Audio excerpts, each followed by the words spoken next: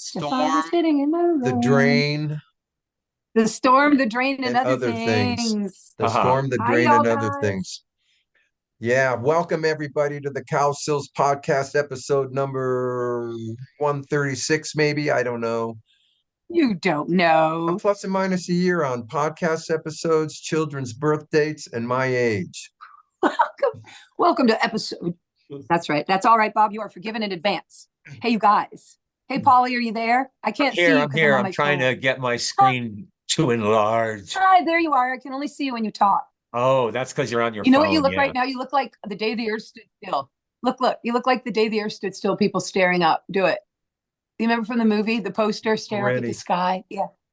Yeah. You Michael guys, Rennie. I went to Dockside to see Stephen Wish, y'all, for Castillo. That's where we recorded our record. And Yeah. we were sitting around somewhere like around 6 or 7 o'clock. We had been talking for hours. And then all of a sudden, just for whatever reason, Steve puts on the TV. It says that, in about a half an hour, something's coming, but we don't pay attention. We turn the TV back off. And then we hear it start. And Steve says, first person to say rock and roll when the lights go out wins. And we all laughed. And then about 20 minutes later, I was in the ladies' room going out and I heard everybody screaming rock and roll. That's my story. But look, it was a dangerous storm. There were trees down. I had to take a slightly different route home. There was flooding. It was very exciting. Yeah. Ooh, that's no bueno.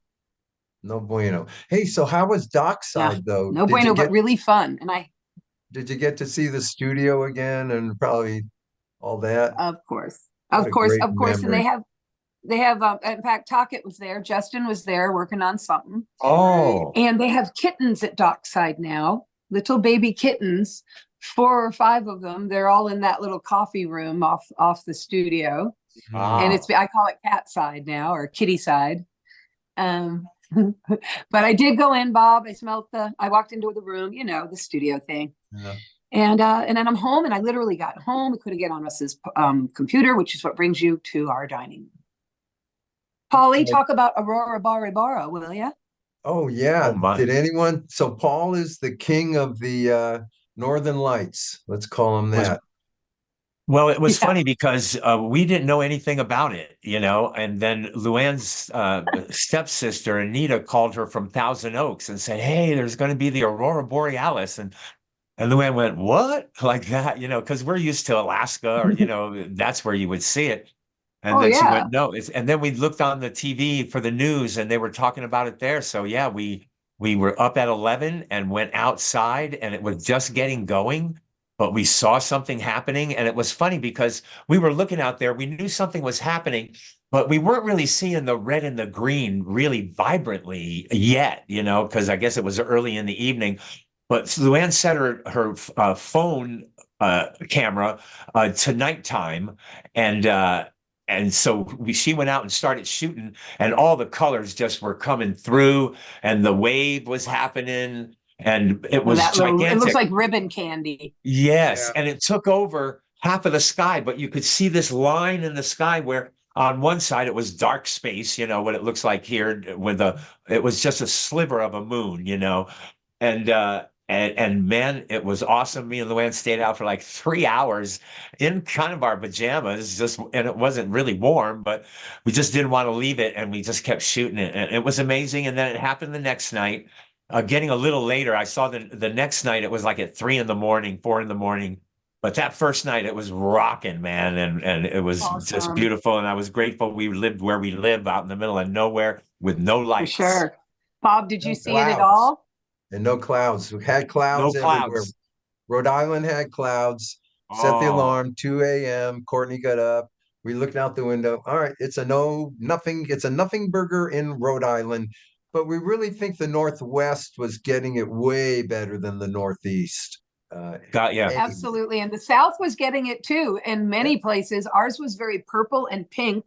Of course, NOLA, I couldn't. It's too much light pollution, Yeah. yeah, Yeah. But as Bob's situation, we were overcast, so it wasn't going to yeah. happen even if it was. Yeah.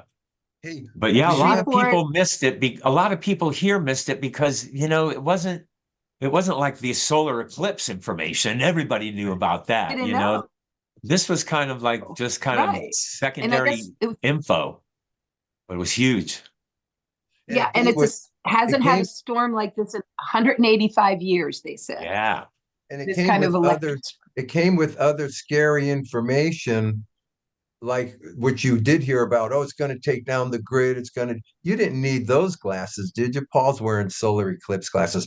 So it came with No. scary information like this could affect the internet. This could affect the power grid or the electrical grid. And I'm going, what could the Northern Lights, what's Yeah. going on? I didn't hear that. Well, people, will say that, if you're out in the northern light situation, or just the sun having that storm can Yeah. change like the compass where you're looking north, but it'll say south. So it can flip everything 180. I've never seen it Yeah. happen, but people who are theorizing about that like to talk about that, but I've never seen that. So, Hey, you but it know was what we got to cool. do? We've had a number of episodes where the guests popped in. We never mentioned them because we Oh, talk you Oh, need wow. to say who we we, have. Oh my we God. start talking, it's crazy. Yes. We have a great group. They're called the Kings from Canada. They have been going Yes. at it since 80, 77 through the 80s, the 90s, the hundreds, like all of us. Uh, Road warriors. Don't give up. We want you to meet the Like Kings. all of us. Dave Diamond, Mr. Zero is Mr. Zero. I love that name. Got to talk to him about all right, what's going on with the name there?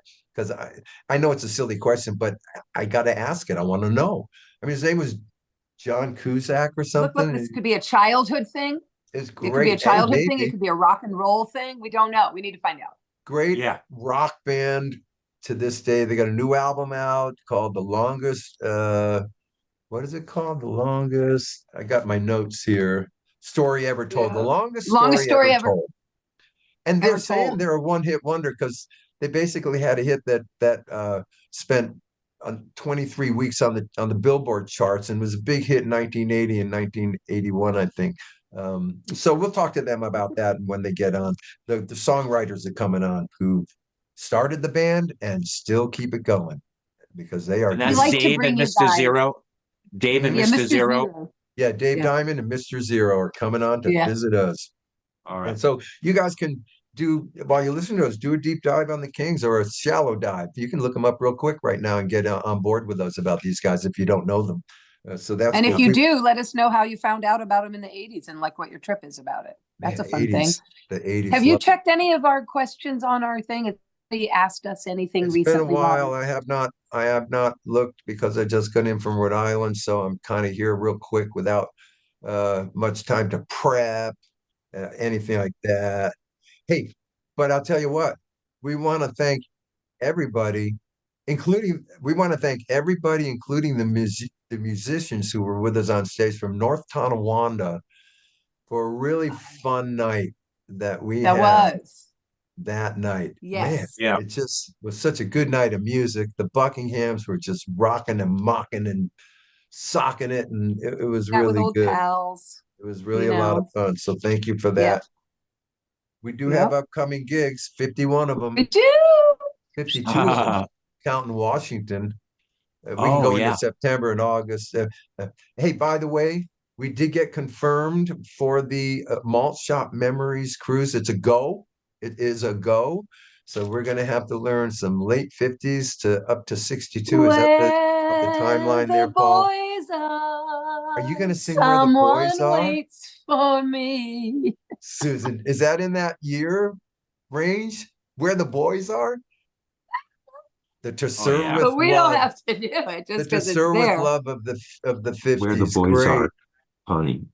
Get the year on that. That's a I big think it's commitment, like Susan. 61. Um, It's a beach movie where the boys are. I think it was a yes, it movie. was. And And I think Where also it's the like boys six. are, I'm gonna say six. 1961. it's Ah, in. nailed it. 1961. And by the way, there is a historical connection to the Cowsills where the boys are. And here's how. Because when Bill and I were a young 12 and 13-year-old duo, we had our choir boy voices still a little bit, and Bill could do a great version of Where the Boys Are and did. and he didn't change it to where the girls are. It was just a hit, and we did it. We're just kids. What do we know? Where the I think boys it's are. awesome. Yeah, it was awesome. So Susan will look into that.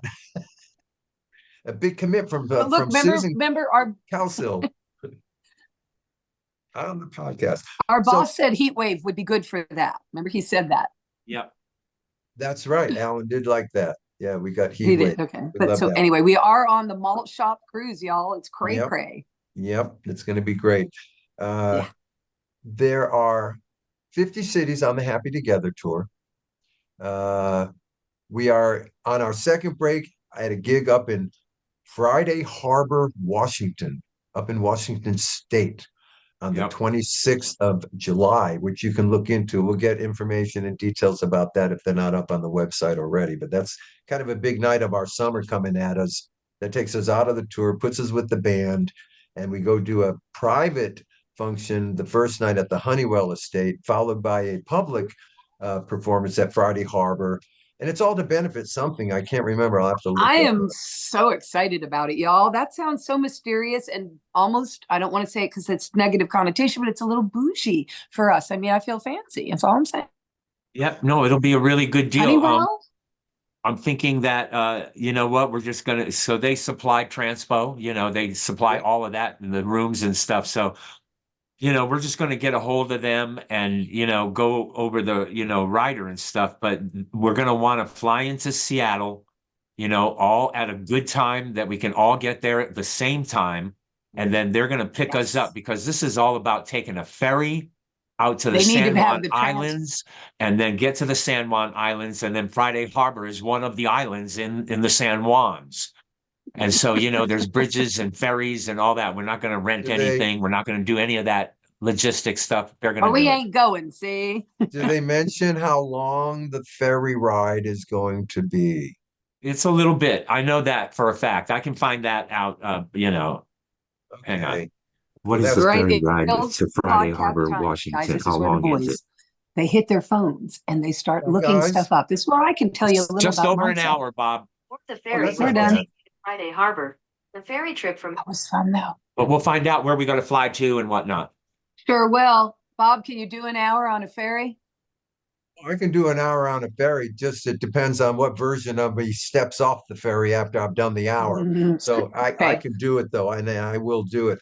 Is there a Capella, night to recover, Polly, I from the ferry ride?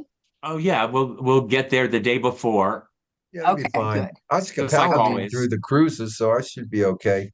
So Yeah. let's give updates. So the Cowsill Chronicles radio show has started. Um, just so everyone knows, this is new to all of us. We're having fun with it. Yes. It's a work in progress. It will morph as we go along and think of this and think of that and think of those and think of these. So we Yes. hope you're listening in on 97.9 The River. You can The download river. that app, 12 noon every Sunday, Every repeated Sunday. at 10 that evening. And we welcome suggestions. You people are radio listeners. Go ahead, have at it. See That's what you right. We're think. a work in We progress. have our own. We have our own, so it's fun to create something like this with Mike Kurtner, who is a great co-creator. Let me tell you, he's just wonderful. So we'll keep you posted on that. Um, we're getting a lot of suggestions for our brand new reality show. Hey, And what it's is it? Yes. and it's not, but that's what it sounds like when do this episode. So And what are some of those, Bob? well, just to giving us like go back to where you were born, go back to Howland Hall, take a trip to here, take a trip to there, that kind of some of your past stuff, Yeah, have yeah. that in it. It's all good, but Go to an folks, amusement park. yeah, kids, No. this is a concept that we've been dealing with here. And it's concepts are real Yeah, early in the yeah. game. Love your suggestions, but nothing's going to be implemented quickly as they navigate the waters of today, the Cowsills, the demographic, all the everything in the equation that equals do this has not been met yet. So it's not like the reality show's coming out in September.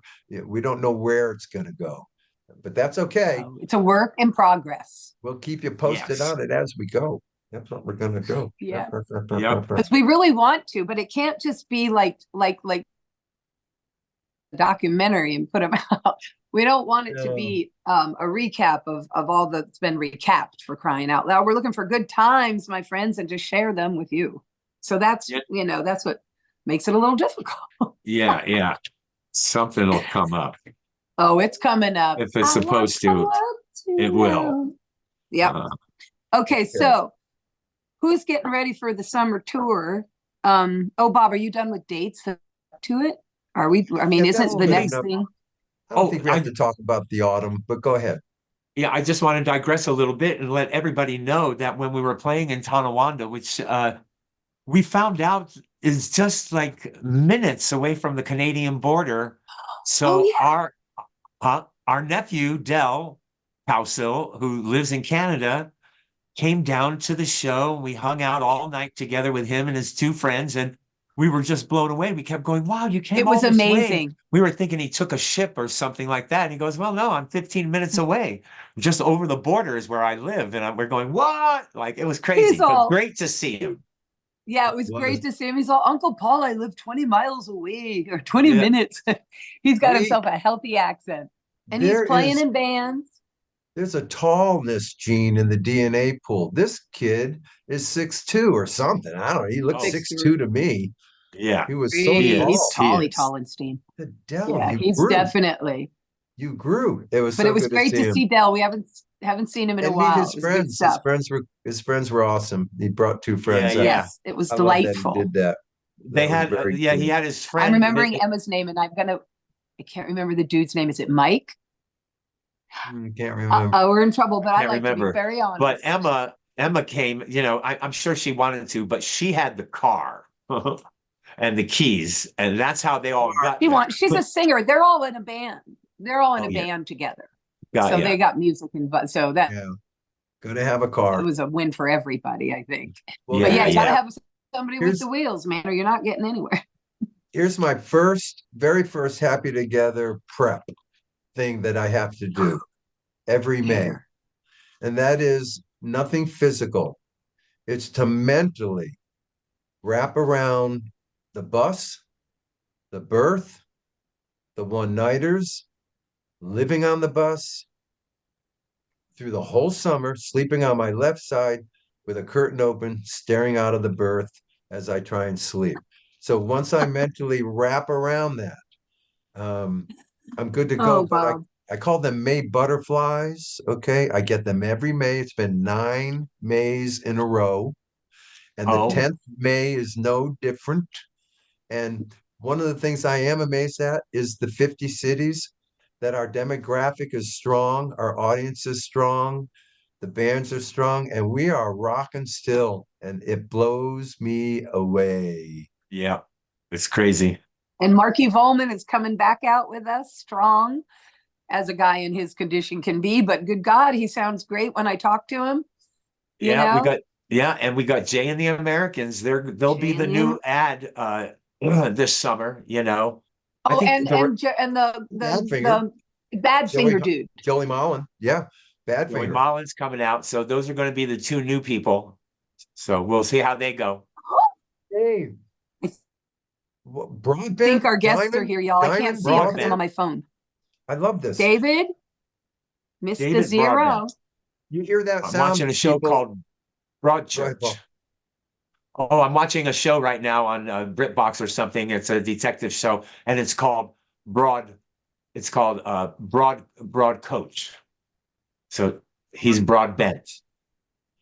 Broadbent. Very nice. He's not Dave Broadbent. He's Dave Diamond. Unless Dave Broadbent did what John Cusack did and changed his name to Mr. Zero. Dave changed his to Dave Diamond. Okay? Hey, do we see these guys? Do we see their names? I think we will. I think he's trying to get I thought they just dinged in. I got very excited. No, yeah. Susan, you're on your phone. You don't see. It's the way Frank Stallone came in where you see the name first and they're trying to get the mic so I'm on trying and to fix trying to get hair. the camera on and all that Got business. it. Okay.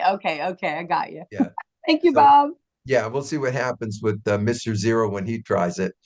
Mr. Zero, we're allowed to call him that? I feel like I don't want to be, Mr. Zero. Actually, you can call him Zero. Oh, it's just Zero, not Mr. Sure. That's even worse. But he goes by the name of Zero. I'd want to go by the name of 1,000. I am very excited about it.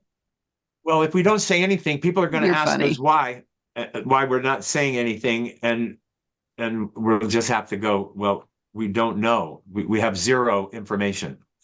Oh, very good, Polly. I love that. But I am Yeah. looking forward to talking. I wonder, these guys are very power pop. I'm hearing Yeah, like, rock. and that always reminds me of the In the Twillies. 80s, they certainly sounded like 80s music. Yeah, I call it's it, very I fun. call it, hey, there they are. I call it power rock pop. These guys, the Kings, Can you hear us? we're pop Yep. music. They're pop rock. Hi power. guys, we can hear Hi. you. So we can't change the name here. We're working No, on it that's here. okay. We Hey, got you. We David? got both of you guys. Oh. Can you hear us, Dave? Can you hear us, Dave? We hear you now. Okay, good boy. No, we figured, Dave, you did what John did when he went to Mr. Zero. We figured you went from broadband to diamond. Are we right Yeah. about that? Yes, indeed. I'm trying to change that though, so no one sees it. Which Sorry. thing, Diamond or Broadband? Hey, you should know, Dave, that when our episodes go up online on YouTube, the names don't go up. The names don't go. So no one's going to see it. All right then, because usually we change that in before we do any of these interviews. But see, the You problem know, we you were take just the having, time to change it. Go for it. we forgot to turn the speakers on here. Ah, yeah. What are you, rookies? You You guys have know, been at this as long as we have. No. technology, man. I'm no good at it. Hi guys. Hello, Susan. Susan and Paula Bob. So, We are here. They I'm gotcha. going to do the proper introduction. Okay. Beginning in 1977. Now this now this is our interpretation, guys. You can fix anything we say. Our interpretation of your career is that this began with two songwriters, and today in 2024, it's still there for the same reason. Two great songwriters, and then you put the band with the songwriters, of course, and now you know you solved the hard part first by having great songs, and we can talk about 2024 in a bit and the great 10 songs you have on that album. The longest story ever told. I love that title, by the way. Oh, thank But you. we want to get going Yeah, with you I feel guys. it. They are from Canada. They are a northern neighbors, a great rock band. They do have experiences touring in America. We will visit Denver later, and we want to start off. Susan, could you get us going with these boys and get them off and running, will you? I can. I'd be delighted to. So welcome to the Cowsills podcast. Oh, we're happy to be here. It's Yes, great. indeed. Thank you. And where are you guys right now while you're sitting there? Are you in Canada? We're in a town, small city called Burlington, Ontario, just west of Toronto, about 15, Okay, 20 cool. miles.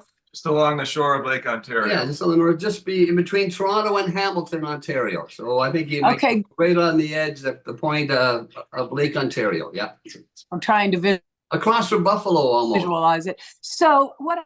Okay, that kind of that helps me visualize it. I We can tell you just that played. much. We just played in Tonawanda, Okay, New York. Tonawanda, that's right across the lake from us on the other About an side. hour. right across. Okay, great. I know exactly. Thank you, Polly. I know exactly where these guys are. Okay, so what I like to do is I like to take you guys back to your youth. We like to find out, how you kind of, how you, we know you're here now, but not everybody wakes up, gets born and just dives into an electric guitar like it seemed like all my brothers did. And sometimes kids are brought up in other households that other occupations are presented. And first of all, this will be a two-parter because there's two of y'all, so you're going to take turns. Okay. Did y'all grow up near one another? Yeah. And if you did, cool. And if not, in your households, was there music, or was your people were they teachers? Were they ditch diggers? What was it that was going to make some money for you before you found a guitar and girls, gentlemen? Okay, well, to start with, yes, we went to the same public school and the same high school.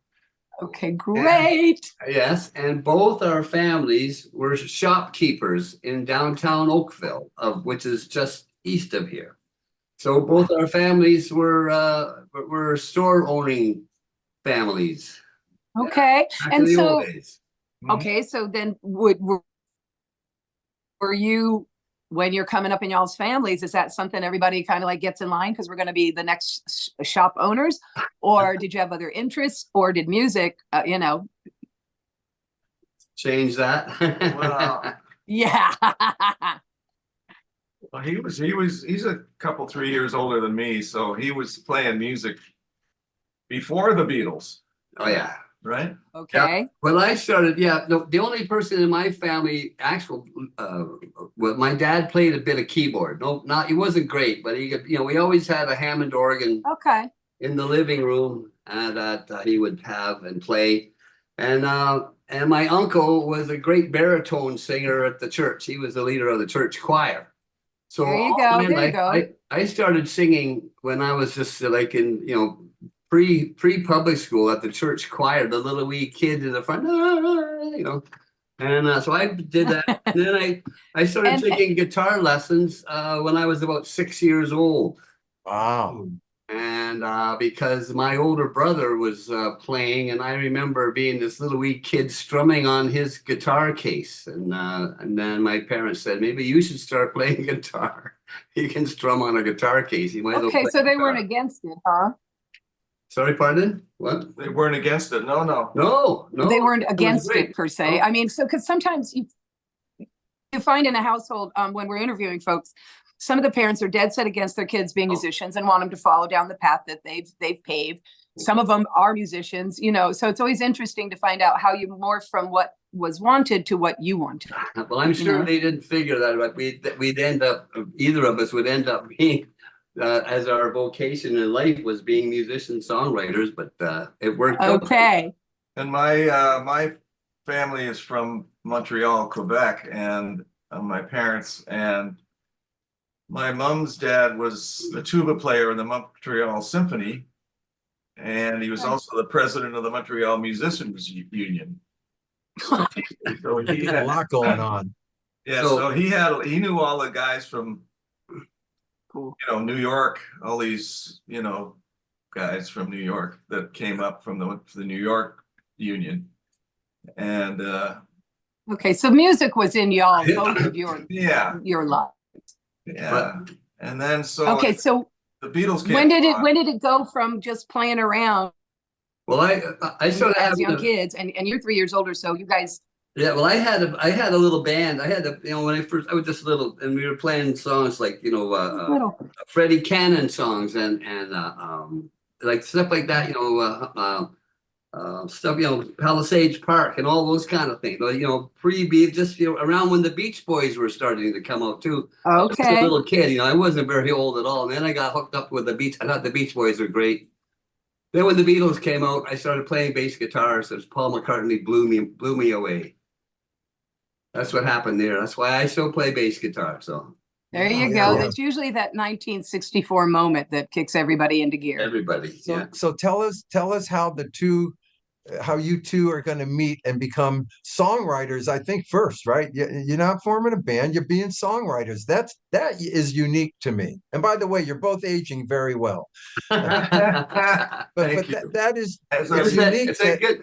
It's a Canadian Air, I think, or something. I don't know. So no, Wow. tell us how you hook up as songwriters and how that comes out. Well, I kind of started the ball rolling because I thought I might be able to collaborate as a songwriter. And so I was trying to find somebody, I thought I might be able to write lyrics to songs. And of course, in the early 70s, you got more knowledge of it spread around through Bernie Taupin and Elton John because they never really, they advertised the fact that they both separated the words from the music. And so I was trying to find a musical collaborator. And so I moved out, lived in England for a while. Then I went to Vancouver, British Columbia, and that's where I met Sonny Keys, our original keyboard player, who's still in the band to this day. And he was a piano player like Elton, and he wanted somebody introduced me to him, and so we started to write songs. And it turned out that he, like Elton, kind of liked to have the lyrics in front of him, and then he'd write the music to them. Whereas I always thought, well, like when I was a kid, I would hear songs, I would hear melodies, and I'd have ideas for lyrics or different words, I should say, in my head. And so it's kind of the opposite, which comes first, the music or the lyrics kind of thing. And so we did some stuff like that, but I felt it wasn't really my strength. But then we did some demos and that kind of thing. And then I said, it'd be good if we had a band. And I knew Dave from high school and our original drummer, Max, from high school. Because he had played with Max and I had played with Max. Well, I didn't know how those things all mixed Yeah, up. there was many bands in town at that time. Yeah. And so Right. we did a couple demos. We got together and then he brought a couple of his songs in. And that's when we realized that he was not only a great singer, but a great songwriter as well. And then we started collaborating on that with, he generally writes the music and the melody first, and he gives me a tape with the melody on it, and I write the lyrics to that. And that's Fun. How old are you during this time? When is this all forming? this is in the, like you said, around the mid 70s, right? Yeah. So we were just How all old are you? we're all in our early 20s. Yeah. Okay, early 20s. Okay. And Yeah. you're gonna put together the Whistle Kings. We got that. That's gonna be a few years of the Whistle Yeah. Kings. I thought that name was great. I understand Yeah, the it's a change. good one. Yes. That's okay. I Yeah, understand the change to the Kings and all that. Yeah. Well, people just Anything started calling King us is the good, Kings. guys. Sorry, what was that, Sue? Anything King is good. Well, Yeah, it's a yeah. great name. Great name. All right. So you put the band together, and then there's a great story. I know you entered a competition, which is going to be important to you. And we were Whistle King then, and Yeah, I know. We want to know about that. They had was they had a homegrown contest, which I think was the first one they ever had in Toronto. One of the big radio stations here. You send in a demo tape, and the DJs or whoever judge it, and then they do it. It started it off, and then later on they had many of these contests every year, and the prizes got bigger and bigger and bigger. this was the first one. It was Chum FM or Chum Radio in Toronto, which Yeah. was really Yeah. about the biggest Oh, thing. okay. And That's a WLS of Toronto, right? I mean, it's pretty much, huge. Pretty yeah, much, at yeah. the time, yeah. And WLS, that's another story down the road, which was a big ad for us when we got that station too. I mean, Gonna God. resurrect your hit. We'll get to that real quick, I'm Yeah, sure. But there was about We got you there. how many entries? Around 500? 500 or 600 entries. And then we were listening, they narrowed it down to 10 or something. And they had the winner thing on the air. We were listening to it, and Then we won it with it was called "Turn My Face to the Wall," but which turned into "Don't Let Me Know," which is the song we still play today on our live sets. So Great. Was that the Aw. first time you heard yourself on the radio? yeah. pretty much, yeah. No, actually, I did a couple of commercials years before that for A&A record stores, but that was a long time. That was way before I was playing with Zero here. So. But no, hearing the actual song on the radio was like a song that we actually wrote, and whoa, it's like, wow, it was a big moment Cool. for sure. Did you have that wonderful? Yes. Go ahead, Oh, Paul. go ahead, Bob. I just want to ask because Dave, you mentioned it. So why are you Zero? Oh, that's Thank you, Paul. well, around when we were still playing in the clubs, because we started out being kind of a prog rock band with 6-7 minute songs and this kind of thing as Whistle King, and then we decided to try to work on get more gigs and doing some cover songs and that kind of thing. And that was around the time that U2 came out with Bono and The Edge and all these names. And so we thought, well, we should get some dumb names too. Right. And that's when he became David. Yeah. I became Zero. And then Max, our drummer, became Max Styles. His original name was Erwin Drachenberg. And Mr. Keys and on the Sonny keyboard. Keys. Yeah, that's right. So it's like Yeah, so yours we're all sitting around pretty stoned one night. Zero because of You Edge. did That's that. hilarious. That's great. Well, So I you know were that- comforting. Yeah.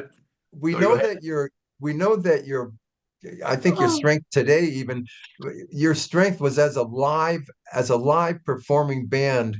You guys were just warriors. I mean, not just road warriors, but on stage, I mean, you know, you can, and all the listeners and viewers, you can deep A lot dive of these energy. guys. You got to see these guys on stage. We don't know if they're that way in 2024, but we could. Oh, No, we stand You were You guys together still bouncing. now. jump. You Yeah, still you guys jumping. were bouncing all over the place, man. You're bouncing And we like mofos. bouncing as well. So I mean, I Yeah, can we get it. do. Paulie's a big So bouncer. were you guys just being moved by the music? Is that where these bounces came from? Because that's when I bounce, people go, "Why are you bouncing?" I go, "Man, how can you not bounce to this music?" That's true too, but we actually choreographed some of it so that yeah, you did.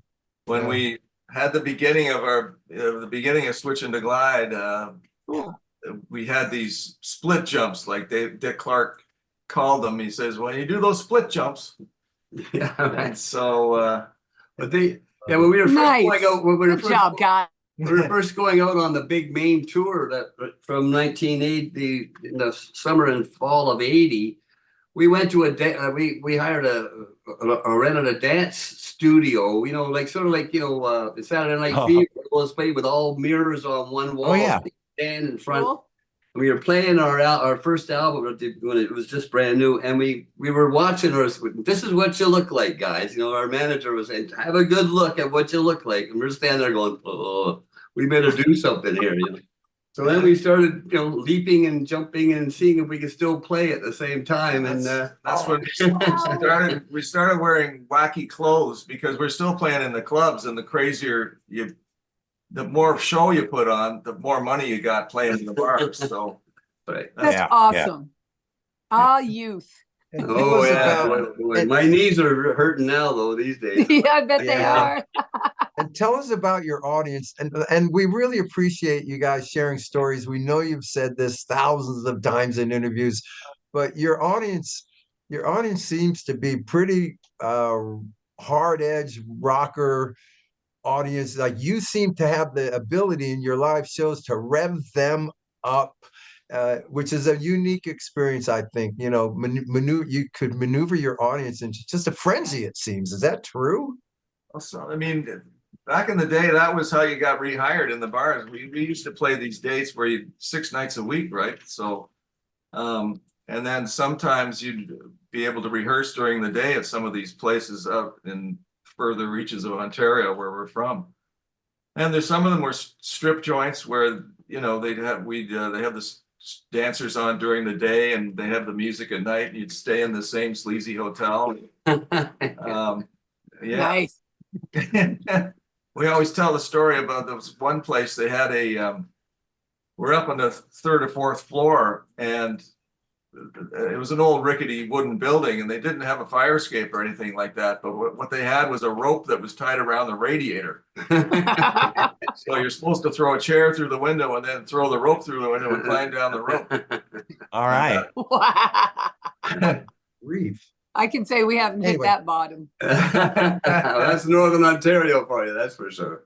Okay. But, no, That's freaking awesome. but you know, we try to have a good time on stage, and so we want everybody that's there to have the best time that they could possibly have to come and see some live entertainment, you know, and Same with us, and man. we're it's the same way as you guys. You know, you want to have a good time as well as have the people have a wonderful time. You know, Yeah, yeah. so we're always it's on what keeps stage. us- Then we're on stage smiling and laughing at each other and yakking in between songs. Next and time stuff. you're in Tonawanda, we'll come down to Yeah. see That'd be Okay. great. Oh man. All right, let's get up to This Beat Goes On and switch into Glide, because I just want to tell everyone that this is 2 songs. I think you guys called it a double A side single. All right, that side sounds like That a was funny interesting. line. A double A side single. I'm going, all right, what's that mean? Pull the B up to the A. But what the Kings did, which was to me kind of I've never heard anyone do it, was they had 2 great songs and they made it into one, but kept them separate too at the same time. They morphed from one into the other, which made it unique right there. I mean, it pushed it to over 5 minutes, but at the time that might have seemed long, but it seemed the right thing to do. I don't know how you come up with something like that. Did anyone push back on you guys about doing that? Oh yeah, but we did write it as a segue. We had the This Beat Goes On part of the songs done, and we didn't know how to end it because that song went on and on and on, and Yeah, the yeah, I song love does. that. So it had to do something. So it switched into glide, and we married the two together, and that's how it actually became a segue. But the idea of the word, the lyrics are amazing, and that's him, this guy right here, writing the lyrics, and they're awesome. Well, thank you. They are lovely. Like I said, it's like nothing matters but the weekend from a Tuesday point of view. Oh, it's Tuesday. It's And it's Tuesday. Tuesday. For We me, call each other I was gonna say, the any greatest excuse. line you came up with was nothing matters but the weekend from a Tuesday point of view. And the thing you did by doing that is this guy, Zero, changed the hump day of the week to Tuesday instead of Wednesday by doing that. That's how I took it. Well, nice, thank you. That's the first time anybody said That's that. a good idea. Then. Well, think It of it. is. No, it's great. It's a great concept. Sunday, Thank Monday. you. Anyway, It's in the middle of the week. It's as close to the weekend as the weekend is to Tuesday. So Oh. that's No, why it's totally no. true. There you are, middle, right? rubbing But elbows this- with all of it. this song that's two songs is going to spend like 23 weeks on the Billboard charts, Billboard everywhere. Okay, so Yeah. this is a hit. All right, and you wrote it, and you finally have it, and you're touring Then with what it, happens? and just Did you take keep us your through- publishing? That's another story. This is why it's called the longest story ever told, because every question has a long answer to it, you know. Isn't that a Rod Stewart record? Every question has an answer and something like that. That should tell the story, yeah. I know. Tell So us we- about me, because we think Bob Ezrin's a big deal. Oh, yeah. And if you could tell us his involvement in this, it'd be great. It was really good. Well, This is a great Canadian producer, people. If you don't know Bob Ezrin, EZRIN, you can look him up. He's a big deal. And these guys, from what his we ear. see, he found them by accident, kind of thing. So take us through that if you don't mind. well, we had been playing in the clubs and writing songs like, in the hotel rooms and that, and this, all just, we wanted to be songwriters. We didn't want to be a bar band playing cover tunes. And so, Okay. Yeah, you know that. Damn it, that's the only way to get out of that Paul knows. situation, was to be for creative sure. and original. So we finally got 10 songs together, including Switching the Glide, and This Beat Goes On. And so we saved up some money. We went into one of the better studios in Toronto called Nimbus 9, which is where Bob Ezrin worked with Alice Cooper and Guess Who. the Guess Who recorded there with Jack Richardson. on. A bunch of them, yeah. And we were there in the middle of the night, like the night shift, Yes. so we were, We, instead of 150 or 200 an hour, it was $50 an hour. So Oh, nice. well, that's why we were in there late. And but we were there one Saturday afternoon or something on the weekend, and Bob used to record there, and he came in to visit after he finished the Wall album with Pink Floyd. He was away in England for 2 years or something. Hello. Yeah, but he has family in the Toronto area. That's where he grew up and that. So he came back to Toronto to visit family and then go to visit some of his friends at the studio, Nimbus 9. And who happened to be in there was us guys working on this Oh my God. indie album. Yeah, so And, our manager at the time kind of took him aside into a room and said, my band's in there right now, and they're pretty good. Would you mind listening to the tape? And so Bob said, okay. And he took the tape home, and his kids at the time, it's all grown up now, but they liked the songs. He heard most of the songs at the studio, but the one that caught his ear was This Beat, Switching the Glide. And he took that copy home, played it for the kids, and he came back and said, the kids like it, let's do something. Basically, that's the bottom line. Kind of the Cinderella story. And Wow. So he took it to Elektra Records on La Cienega Boulevard in LA there. And the story that we were told was that he was playing it for Kenny Batiste, the A&R guy that brought us in. And the window was open, and they were playing Switching the Glide on the stereo in the office. And they looked outside the window, and some kids were dancing to it outside on the sidewalk on La Cienega Boulevard. Sign. Another Yeah. good sign. Hey, did you guys hire them? Yeah, we hired Those them. That's right. No, just another good sign that there's something special there. And then everybody sort of, okay, there's something here, you know? That's pretty cool. Yeah. So then Bob Put it out. we came back. We Yeah. got a deal with Elektra for 2 albums, and that was great. And then when they went to release the single, when we played on American Bandstand, and I'd like to talk to that about. You guys have been on there, and it's pretty Yeah. freaky, isn't it? And they only wanted us to just play half of it, switch into glide, not this beat. They wanted the segue Right. cut half. That was the original release was of the single, was just switching. And so we were going, oh no, we wrote it as a segue. And so when they were playing it on the radio, most people were going, well, it's okay. But the DJs were going, well, this other part is great, you know. And That's so gave them crazy. it gave them a chance to go to the can or go outside and have a smoke or whatever, you know. They're 5.5 minutes long. And then the phone started ringing about how great the segue was. And that's how that happened. Wow. I'll Bob be Ezrin's damned. That's involved. Bob Ezrin is involved in this, right? Yeah, And he was okay with the 2 songs and the one side business. Yeah. And No, we wrote it as our demo. You can find it on the internet. yeah. He originally agreed to mix some of our songs. So we worked out an arrangement. Okay, we got this big guy, he's going to mix some of our songs. And then when he started going into the tracks, he realized, well, these songs are good, but these guys don't know what they're doing in the studio. He just figured, I know what I'm doing. And so I think I can help them out and try to get them a deal. And that's when we signed an international worldwide deal with a major label in the US, which Wow. really unprecedented in Canada. And That's amazing. but It's we were exciting slugging it out times. in the bars. You know, we paid our dues. You know, we were ready for something like Sounds that. like to it. happen. But when you were doing that album, oh man, oh my, oh gosh, I forgot. I'll come back to you. I'll come back. That's to you. okay. We'll get back to you. So whatever. So we went to 23 on the charts, right? 43, I think. You know what? We had lunch. Oh, I'm dyslexic. We had lunch a few years ago with our friend from Elektra and the business at the time. He told us a story that. Did you ever read that book Hitmen by Frederick Dannon? It's about the payola scandal of the early 1980s. Yes, sir. They Very cut familiar. They cut off they call it independent promotion, which is what the safe word for. In the 80s, it happened to Dwight Twilley was around at that time. So I know it happened to a lot of people, a lot of bands. It happened to the promotion of our song. And so it's just kind of the way the business works and probably still does. But anyway, they had we got WLS, the station you mentioned earlier, of course, that big powerhouse out of Chicago.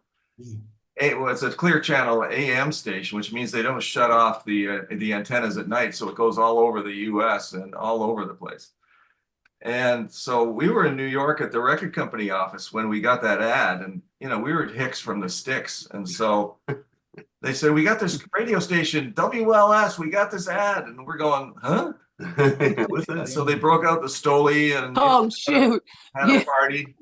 Wow. So that was good. And we didn't realize how big WLS was, but this friend. Yeah, that's it for all of us. Absolutely. Just a couple of years ago, our friend Rick told us that, you guys got, ripped off because when you get WLS, it's really a one-way ticket to the top 10 in Billboard.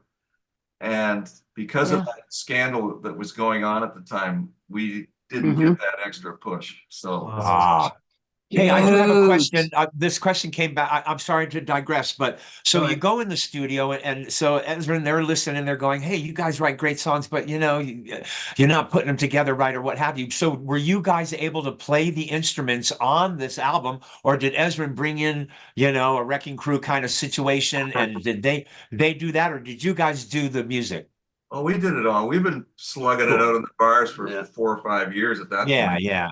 But sometimes a guy like Ezra, man, he might go, look, I got my guys here. We're going to get you done here properly and whatnot. But that's great. Generous. You guys got to do that.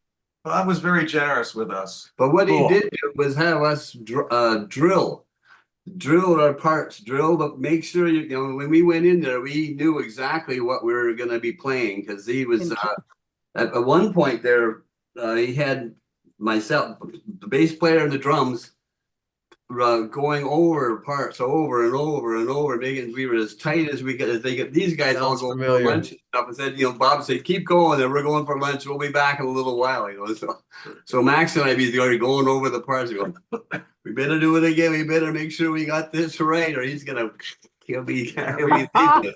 We Yeah, did that yeah, rehearsal for like 3 or 4 weeks with Bob just overseeing all 10 songs, Okay. getting all the arrangements right so that we did go in the studio. We were ready to go. Yeah, that's You had a lot of pre-production. We had a it guy sounds like. named Chuck Plotkin that was our Bob Ezrin. He did the same thing with us, Do Okay. you know Laura Plotkin? Yeah, his sister.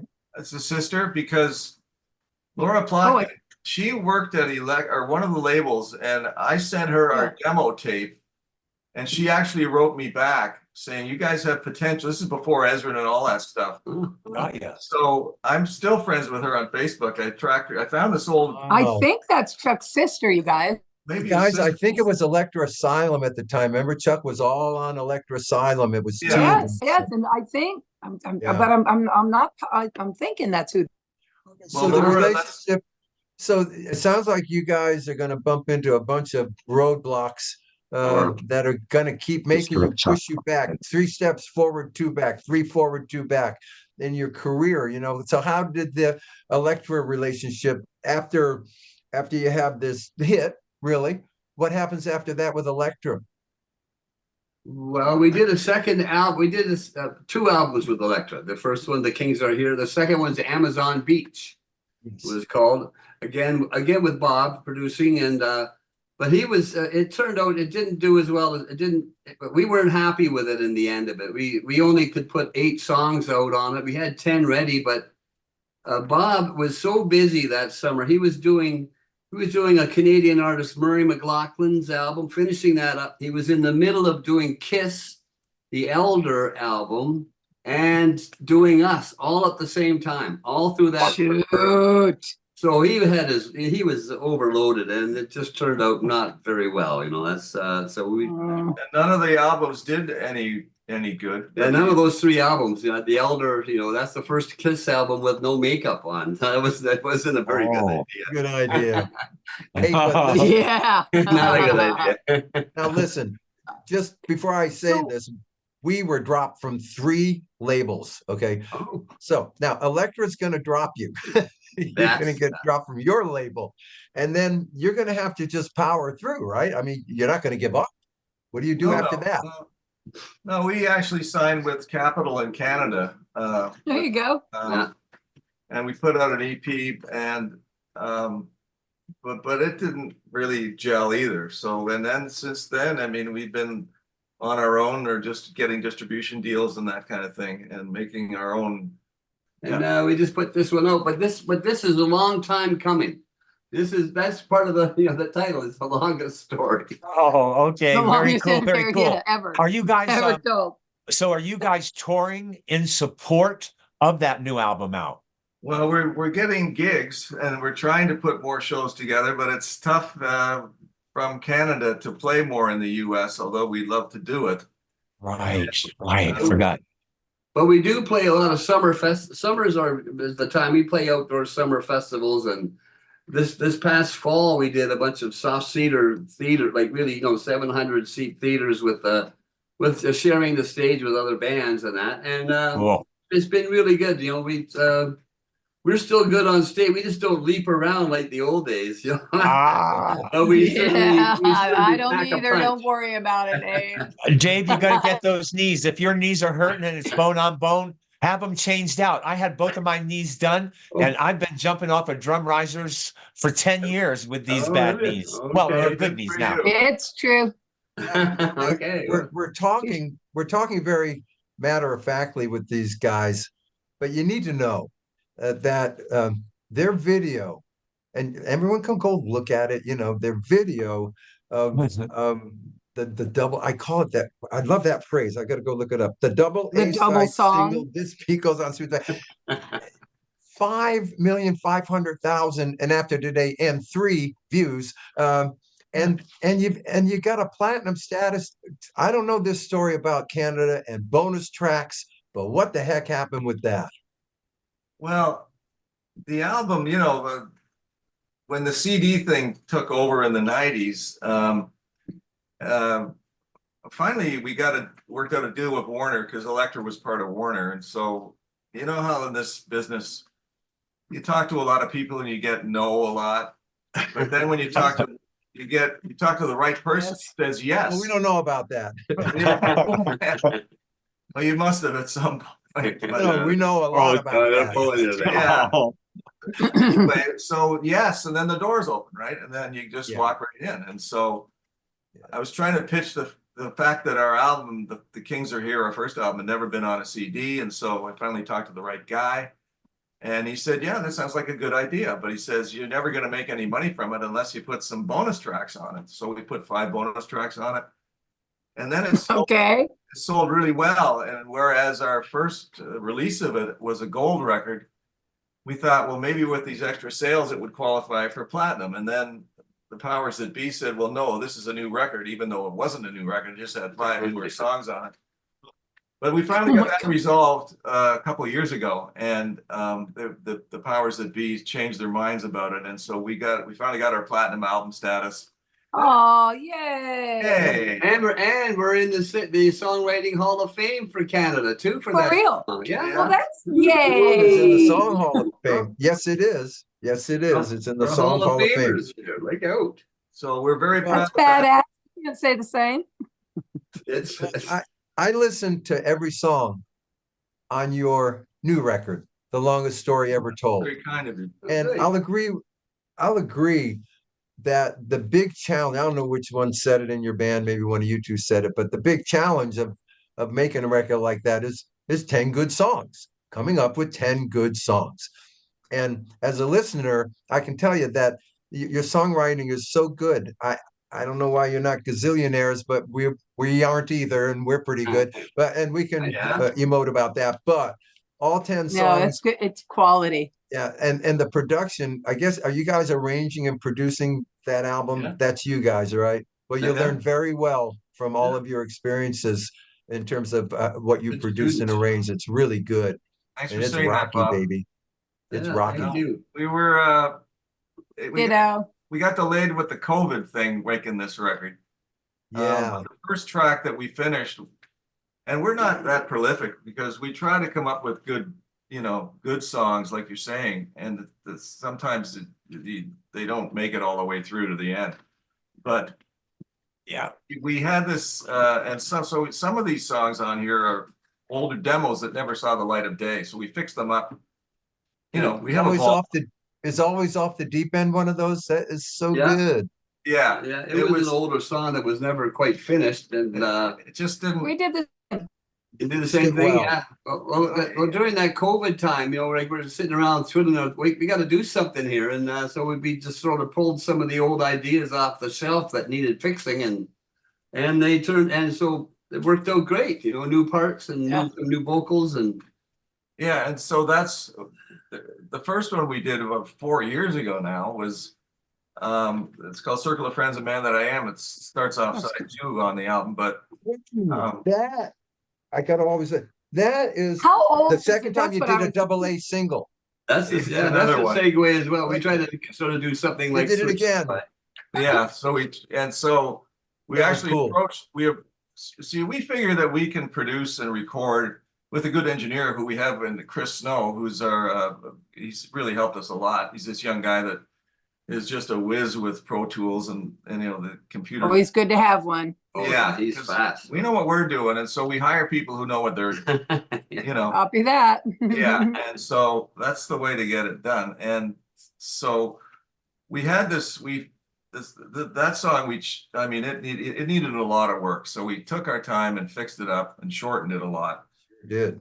And then we sent it to Bob Ezrin to mix because we can produce ourselves and record with a good engineer, get it ready, but we're not mixers. And so if you want it to sound like a real record, you got to get somebody like Bob Ezrin or some of these we had 7 different mixers on the album, and they're all really great. But the first one we had was Bob, who did that song.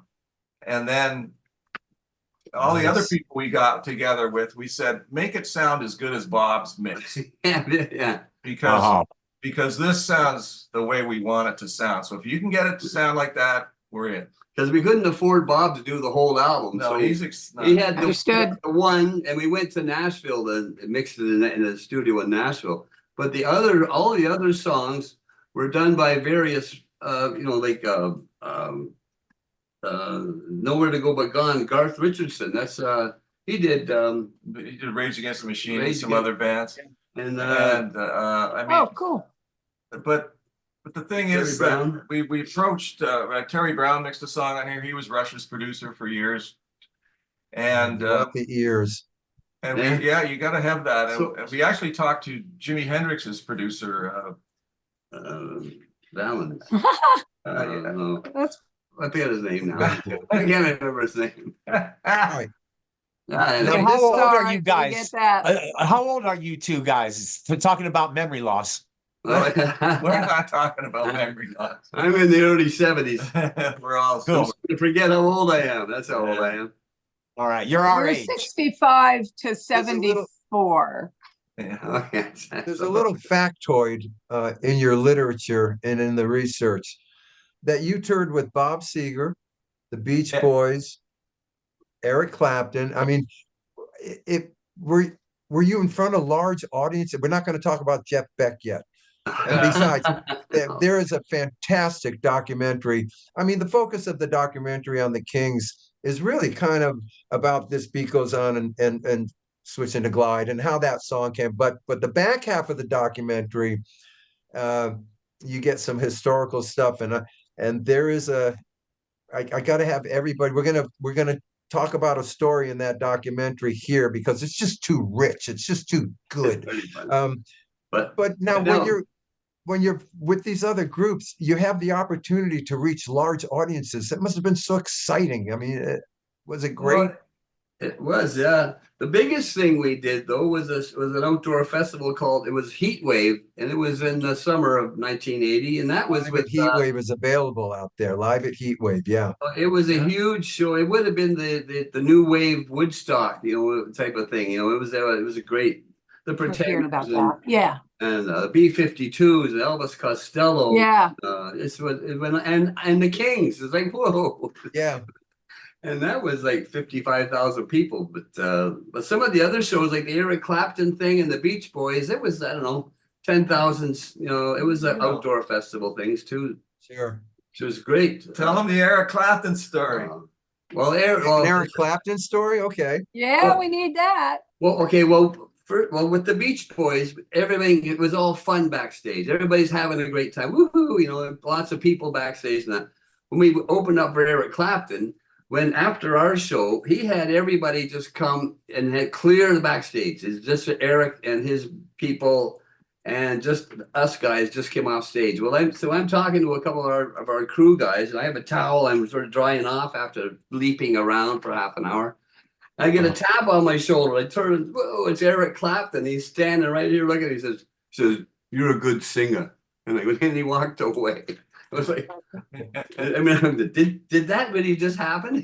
Out of nowhere. Great memory. Oh, that's Yeah. And he didn't tell me I was a good guitar player. He didn't say that. Ah, Our story to match that was one time Johnny Cash told us on TV that we were one of the best family groups he's ever heard. So we know what that feels like.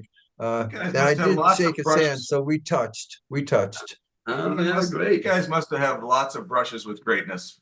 You've been doing it. God, you guys got a did too. few. Yeah. Yeah, a lot of it was like there they go and we don't, but that's okay. We still met them, It was good to Yeah. brush against them, But now Canadian bands, I don't know what the thing is up in Canada, but I would assume it's a desire for the Canadian bands back in those days to play in America, okay, to get a show in America and come down to America. And if you don't mind, if you could just take our listeners and us through your very first show in America, how exciting that is, and what I can't imagine coming down and going to Denver and the run up to it and the lead up to it. Do you mind taking us through that? Oh, no, we had Take your time. opportunity.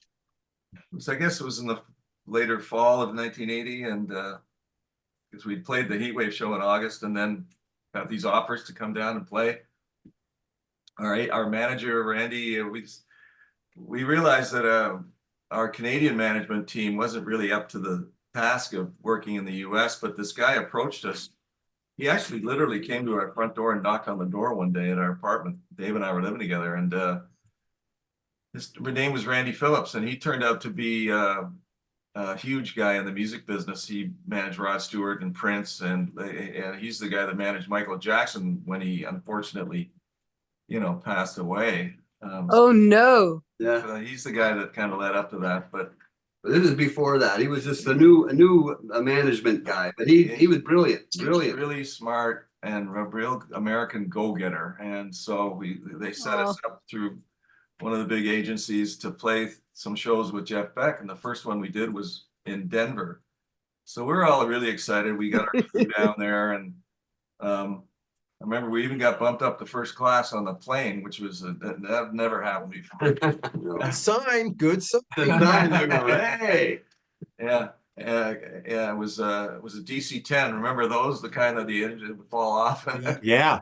One DC-10. crashed out of Chicago. One crashed out of Chicago. Yeah. That's right. And so so we get there and everything's okay. We didn't meet Jeff Beck or anything. We're just there to open up. But because we've been doing these club dates where you try to act in an extreme manner and dress funny and try to get attention, that didn't really play with the t-shirt and jeans Jeff Beck crowd. And they also didn't announce that we were going to be on the bill. there wasn't going to be an opening act apparently, but we got added on late time, and so no one knew we were going to be coming. So the lights go down, and ladies and gentlemen, the Kings are instantly, boom, like right away. We hadn't even played a note yet. We just barely standing there. We got the So it went on for the whole set, and they were throwing stuff at us and money, and like somebody threw some. I don't know if it was somebody from our team brought a shoe into the dressing room, and afterwards said, "Look at, they hate you so much. Somebody threw a shoe at you," and of course you got to walk home with one shoe or no shoes if they threw both of them. But it just showed you that how much they hated us, and even in the same part of the set where they, how they used to get the spotlights to roam around the whole audience and stuff. We could look, you could see all the way to the back row, and they were all doing this. And it's a song called "My Habit," I think, all in sync with the beat. Oh my God. Well, that kind of happened to us, but instead of somebody throwing the finger at us, they threw bubble gum at us. We played at the University of Colorado. Oh, it's all right. Really, eh? Wow, yeah. Hey, but during your set, you got 30 minutes of power rock you're playing. I know you're forging ahead as professionals because you have to, but are you looking at each other? What is going on stage? Are you trying to survive at this point? Well, I was lucky because I got to jump around and get out of the way, whereas he was locked onto the mic, and our keyboard player was locked onto the keyboard, and our drummer's on the drums. But he got hit. He had blood flowing down onto his snare drum from getting hit. Holy cow! Well, you could hear coins. You could hear people were throwing coins zooming in, and also they didn't have glass bottles or anything, but they had cups, with drink or beer in or ice or drink, ice drinks, and they were whipping those at us. And Sonny our keyboard player, he got a hit right on his mic stand. It spread all over him. He had to stop playing for a second and wipe his eyes. I remember up there playing. I remember I was sort of singing and I could see stuff coming. I kept singing, ducking out of the way. And then when I was doing the research for the documentary that you're talking about, it's called "Anatomy of a One-Hit Wonder," you can find about our story. And the Denver was this thing I wanted to find out more about. So I remember I looked up the name of the music reviewer for the big Denver paper and who would have been there at the time. So he wasn't there anymore, but I tracked him down and I got him on the phone. I said, I just want to talk to you about something, a concert in 1980 with the band called the Kings. He goes, "I remember that as clear as it was yesterday." This is 20 odd years later. And he says, "You were I reviewed hundreds of shows for the paper. I'd never seen anybody get the worst treatment than you guys in my whole career ever of doing professional music reviews." He remembered it Wow. like that. And that's You know, something. it's too bad because if it was today, you would have filmed the whole thing. There would Oh, be yeah. footage. And Great. so my other Yeah. question about it, aren't you with people who love you and aren't you with some of your people and aren't they mortified off stage and can't help you Oh, or yes. were you on your own? The record company said they just felt horrible about it, you know, Oh, and then Dressing room was like a morgue. yeah. Oh. It took a little extra time before Jeff got on stage to clear the debris off the stage. You know, the road crews that had to clean up. Oh But my the gosh. funny Hey, thing- so But the funny thing too, after that, after we did that show, like we stood our ground, we played with Jeff another couple of times in Texas. After that, we put on our jeans and just t-shirts and went out, and plus the crowd knew we were going to be there. It was a whole other ball game. It was No great. problem. It was Good. you know. So it was So just when you happened to be the circumstance of that first show, and that was our first big show in the USA. and that first big show at the end when we all go, thank you. Did you go F you? I think we just ran it. We ran for it. We ran for a while. We were still getting pelted, you know. But like you say, it's Oh. too bad there wasn't cell phones and stuff because we would have No shit. That would have been It would have great. been great great. to see it. It would have been great. That's the So story. so you write these great songs. 2024, you're still here. You're road warriors. We love that because we are. Yeah. We're all, you know, the same age Well, kind where of can thing. people see you? Where can people see you guys? Where, you know, coming up? Well, we're playing at a blues festival in August here in just a town called Kitchener. It's another one of these. It used to be all blues, but now it's rock and roll. You know, the rock and roll is taking over. Yeah. But we don't have Anyone too many from the things. band anyone Yeah, from the we're band going in to rejoin do- you or have you got a bunch of new musicians or is Keys around or Yeah, no, who's around? That's a good question as well, because you know, a lot of the bands out there now have one original member or whatever it may be. We have three out of the four. We have three, Dave and I and Sonny, our original keyboard player. There you go. There's Sonny. Oh, I love it. There's me. There's Z. And that's And our drummer Todd Todd here, Reynolds. who's the newest of the band. He's been in the band since '07. What He's do you the think of that? latest. That's pretty cool. Eh? I thought the Mount Rushmore photo That's a was great very bold. t-shirt, guys. Very bold. If I disappear, forgive me. My internet's coming in and out over here for some Okay, reason. yeah, it's Keep like- going. Tell him a bit. Okay, well, Susan, if you go, it's nice talking to you, but we'll say goodbye early then. Yes, it has been delightful. This has been amazing. But keep going then. Okay. But keep going, Bob. I'm hanging in. We noticed you held up a vinyl. It's very hard to get on the vinyl track down here in America. You got to be introduced. Look what you have there. The Kings on vinyl, the longest story ever told. Oh, And yeah. it's not And, done being told is the and the interesting dog- thing. Look The at that. dog is Zero took this photo at a farm party we played at about 8 years ago. It's another part of the story. And this farm dog, it liked the cat food, so it would stick its head through the cat door. And of course, it's okay, you know, but this It's the picture other side. There you go. There you is go. 8 That years is later. hilarious. Yeah. The story is Yeah. this was like 8 years ago, and this was I love it. last year. That one, yeah. The dog is still alive. But anyway, But the that's middle finger came up so easy from the Denver night. Okay. So where did you obviously have thekingsarehere.com is your website. Thekingsarehere.com. That's where I saw the Mount Rushmore. You got to go watch the Mount Rushmore. And the bubbleheads. Our bubbleheads are in that, right?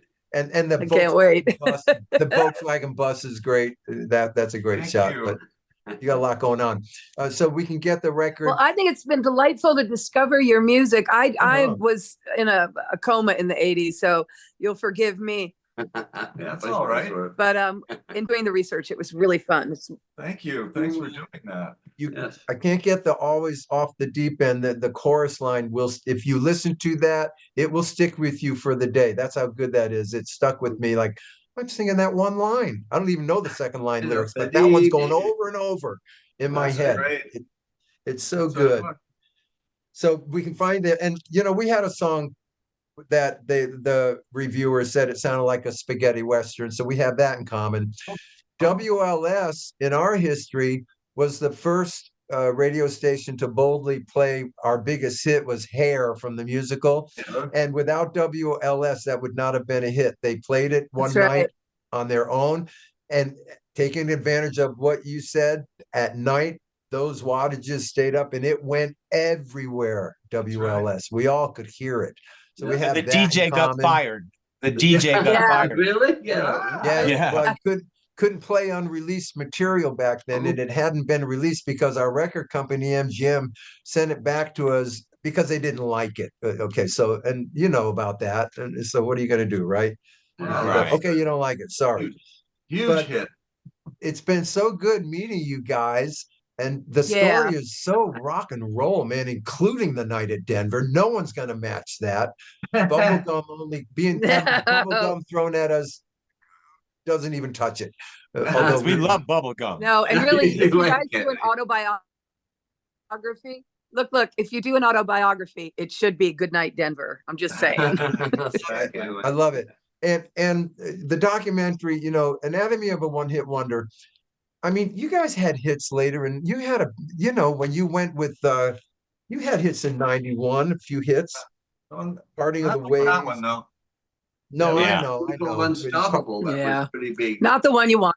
I know, but it's It's still a okay. rich history, and you're still at it, and you're still writing great songs. And Yeah, that's thank you, Yeah, Bob. absolutely. that's how it started, and that's how it needs to. That's the only way it will continue with good songs. That's And what I makes us agree. authentic, Getting You know, a 10 on one album because we love it. is a You challenge. can't let the music business ups and downs dictate your love for music and your ability That's right. to create it, right? So you've got to just keep going if you believe in yourself. Yeah. Yeah, and it's what you do. I mean, It's all we look at do. us. It's all you know. All right, we lost Susan. That's okay. She said that happened. That could have been the Aurora. What is it? The Northern Lights thing. Going on, yeah. We're in trouble with Aurora that, I guess, Borealis. maybe. But But you guys, guys- it's a great, rich are you- history. Everyone, you can just look up the Kings. You can dive down this. It's so super. The Kings Going are up to here. 2024 blew me away. Well, thank you Anyway. so much. And it's been lovely to talk to you. Yeah, you guys, that's amazing. I mean, there's so much more we could tell. We could just book another day. We could do more. We can keep going. Yeah, but you know, we We're haven't gonna even follow talked you. about it. We haven't even talked about American Bandstand and all that stuff. so- Yeah. Wait, Well- wasn't that cool though? And now to us, here's our impression. American Bandstand was the Ed Sullivan of the afternoon show to us. I'll put it that way. Okay. As important, but he had that other niche going. And when we got on the Dick Clark show, I mean, that was a big deal to do his show, and you felt honored and Oh, shows. yeah. And you guys got it too. He looked great introducing. I love that. Yeah, yeah. Oh, It yeah. was a good intro. Yeah. Well, it was, All right, guys. Yeah. Thank you so much. We will Okay, visit well, again. We awesome. will follow you. Everyone will. Good. And, The Kings are here, and all the different streams or whatever, however you want to hook up. Go on the just Google "switching the glide" and you'll go straight to us anyway. So there you go. So Right many on. ways to find you. The Kings are here. The Kings have always been here. That's the That's fun right. thing. Just like And the so Cowsills, good that's luck right. and way to hang in. We're so impressed. We will And see you you too. out there. We'll Okay, be for chasing you sure. down. All right, Thank you, guys. if you're Keep close it going, you guys. Thank you, Bravo. sir. You What a too. great Right on. visit. Thank we'll you. come see you. Thanks, Bob. Thanks, Paul. Bye-bye.